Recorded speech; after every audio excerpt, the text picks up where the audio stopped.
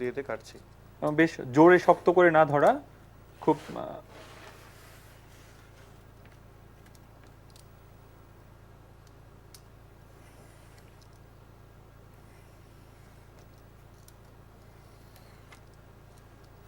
এবং সেই মার্কিং অনুযায়ী আমরা বোর্ডটিকে ইন্ডিকেটরের কয়েকটি স্ট্রোক দিয়ে কাটবার চেষ্টা করছি।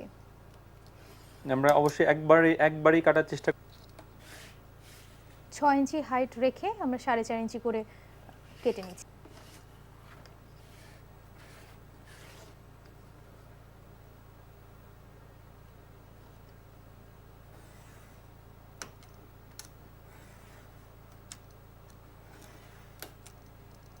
স্কেল ব্যবহার না করে অনেক একটু জানাতে চাই শিক্ষার্থীদেরকে কতটুকু টবে কি পরিমাণ মাটি, সেক্ষেত্রে অবশ্যই লোড ম্যানেজমেন্টটা কতটুকু পয়েন্টগুলো দেখে নেব কোথায় কোথায় ছিল।